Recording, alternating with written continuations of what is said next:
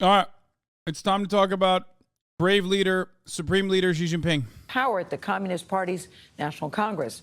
President Xi has introduced more assertive policies at home and abroad, leading to some chilly relations with neighboring Taiwan and tighter controls over Hong Kong. That city has seen major upheaval in recent years with a police crackdown on pro-democracy protesters. Elizabeth Palmer is there with more on this part of the story. Liz, good morning to you. Good morning. Not so long ago, Hong Kong was a British territory, and as such, it had a vibrant civil society and media. But one high-profile recent legal case shows Now it's dead. Everyone's dead in Hong Kong. Like, I'm sorry. I understand why people in Hong Kong would not want to be under Chinese rule because of like how heavily monitored certain behavior is and how that's unacceptable, right? From a civil libertarian perspective. But the way that the American and British media cover this shit is so fucking psychotic. They're like, you can't tell from the way that the streets are designed nowadays, but Hong Kong is under a sequence of fire. Like, that is fucking insane. Also, what do you mean? Oh, it was British and it was a vibrant civil society. It's not like it was yours, you know what I mean? Like, you made a deal to give it back, and then you gave it back earlier than you were supposed to. That's it. just how much that's changed. This hooded prisoner's crime was publishing 3 children's books about a village full of sheep. The books were seized by Hong Kong police as evidence of... This is the shit I mean. Like, half the time, like, look, if it's like some fucking pedophile dude that they're arresting and bringing back to mainland China, that's one thing. But if it's dumb shit like this, then it's fucked up. That's it. That's what I mean. Don't write shitty books. Westoid take. Man, suck my dick.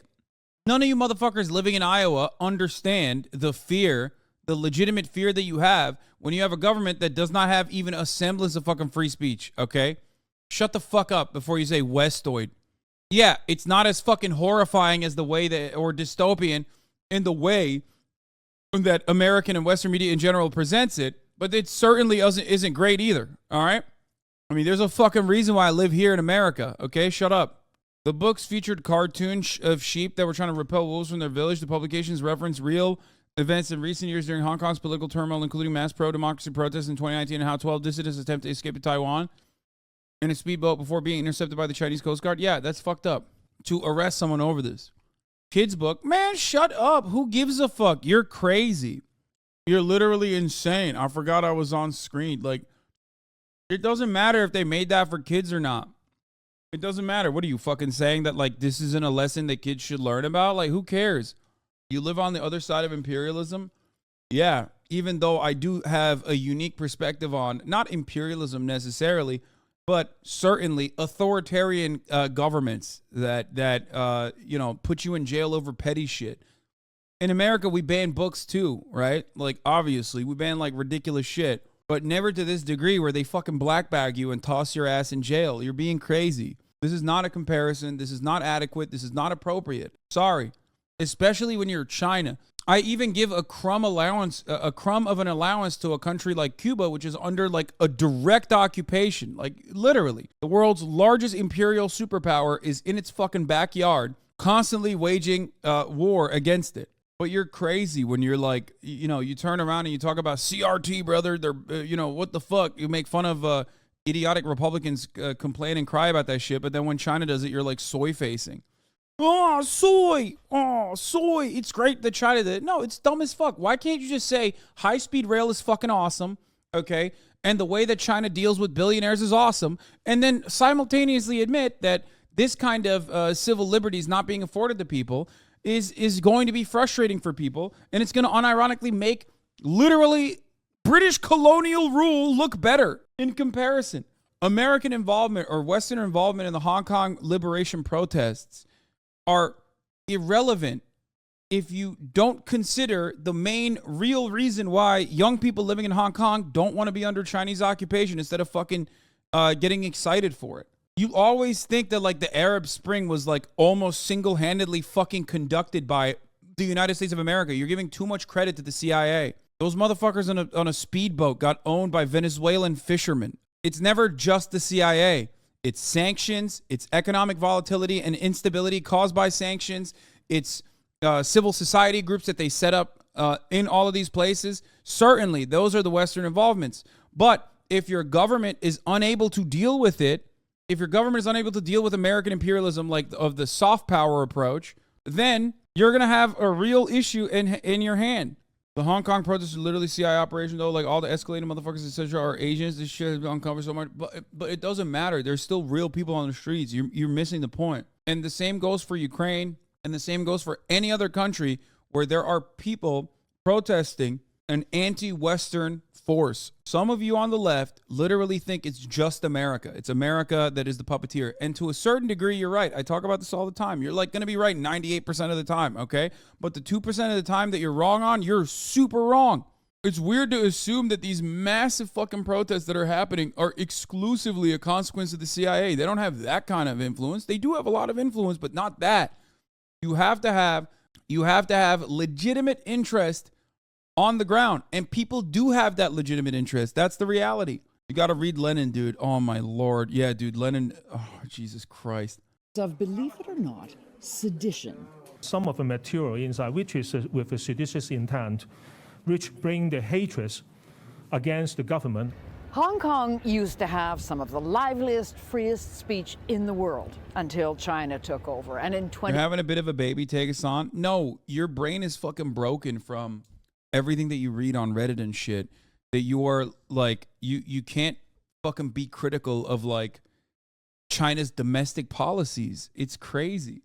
I already started off this conversation by saying it's laughable the way that the Western media covers Hong Kong as though it's literally lit on fire. You know what I mean? As though the Chinese government took over and now they're killing everyone on the fucking streets. That's the way they make it seem like. They also are disgusting and openly state shit like they're disgusting and state that like under British colonial rule, Hong Kong was a thriving civil democracy. It's like, come on, dude. That part is ridiculous. It's not as bad, nowhere near as bad as the way that the fucking Western media depicts it. But that doesn't change the reality that Chinese policies, Chinese domestic policies, are unironically very fucking brutal and oppressive. And you wouldn't want that, especially because you live in the West. You cannot comprehend living in a world where you're terrified of what you're saying because you're worried that the most powerful force in your immediate existence can just take away your freedom like that. In America, you don't get fucking arrested over the petty free speech restrictions. That's the difference. America still criminalizes every other facet of poverty. Do not misunderstand me. And it's fucking dog shit. And that deserves criticism, of course, as I talk about quite frequently, right? And that's bad. That's bad. I mean, they just tried to throw people in jail for voting, okay? How insane is that? I mean, if you said that was happening in Hong Kong, there would be every fucking outlet would be covering it nonstop. China is so bad, so oppressive that they're jailing people for voting in Hong Kong. Like, think about that. A new Chinese task force was immediately implemented that directly answers to leader Xi Jinping to ensure that anyone who votes for a party that they consider to be wrong will go to jail.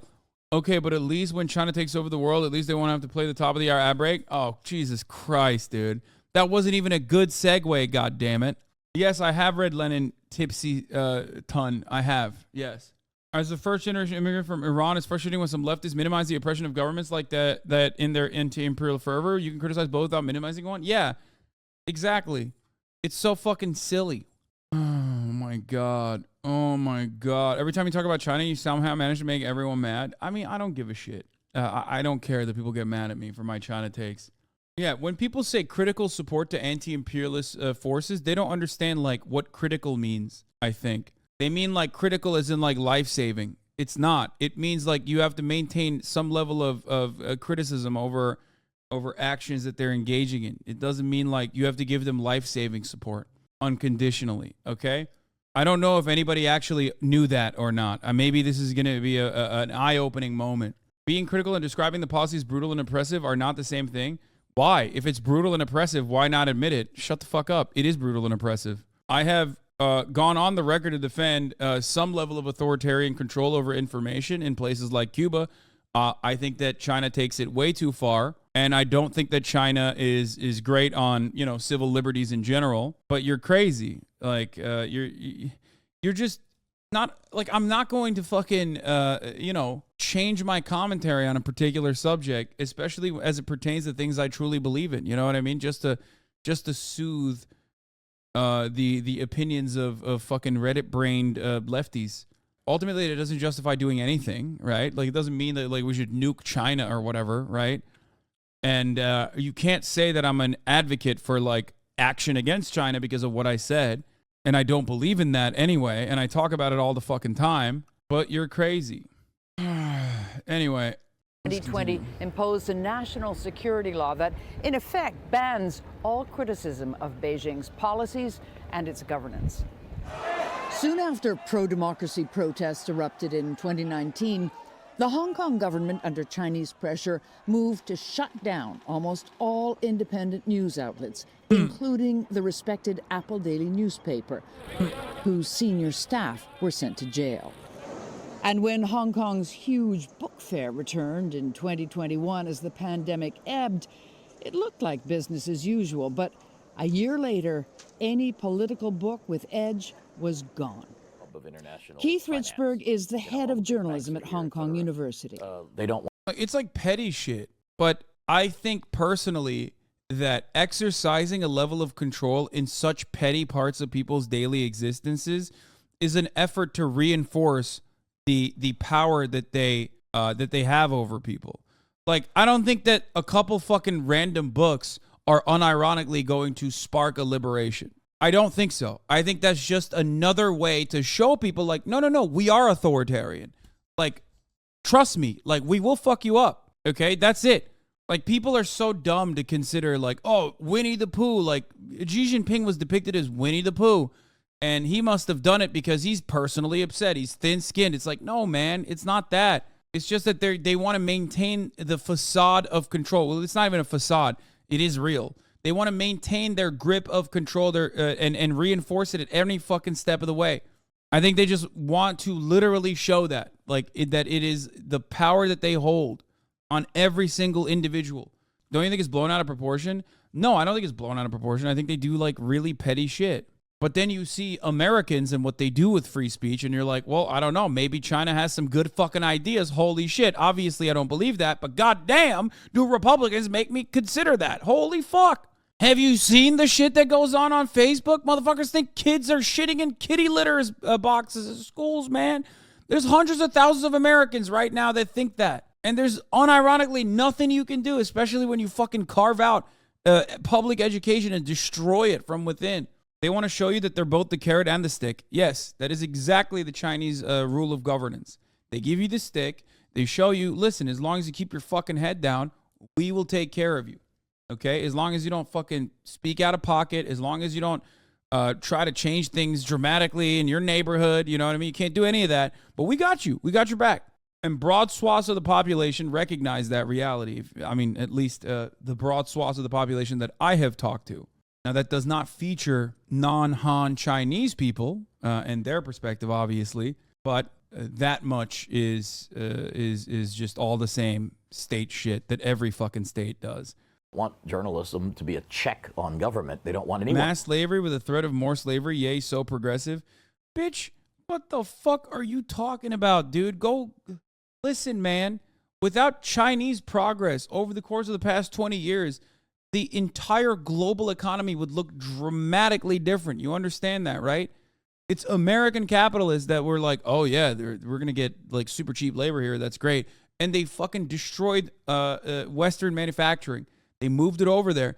And what did China do with that? They fucking prospered. They prospered. It's just the truth. You're out of your fucking mind if you don't see it. They took advantage of capital owners and their endless thirst for profit seeking, and they weaponized it. I can never tell if you're defending or speaking against China. Sometimes I'm defending certain aspects of Chinese governance, and other times I'm criticizing the aspects of Chinese governance that are otherwise brutal and unacceptable. But there is one thing that is 100% a certainty. The top of the hour ad break, obviously, and the fact that you'll be able to avoid the top of the hour ad break, obviously, by subscribing. The other thing that's a certainty is that without Chinese initiatives to uplift massive swaths of their fucking population, the whole capitalism lifted millions, billions out of poverty narrative falls apart. Don't use the Chinese numbers. All of a sudden, you see the reality of the world. The world is getting poorer overall. We're not eradicating global poverty, extreme poverty of the global scale. It's actually getting significantly worse. The only place where global the global extreme poverty numbers have been eradicated is unironically China. It's just the truth. There is no denying that. That's not my take. That's the World Economic Forum. Okay. That's not true. Okay. Well, India. Sorry. I know. India's biggest defender. Mostly China though. See, I knew he was going to come in. I knew he was going to come in and be like, there's been significant reduction in India too. Yes, you're right. You got it. To be fair, the Indian communists are way more left than China. I don't think he likes... my boy is not a big fan of Indian communists, especially the sick Indian communists. Schadenfreude isn't. I know my fucking chatters, dude. Want to be a check on government. How severe are the penalties for those who have crossed the red line? Penalties can range up to life in prison.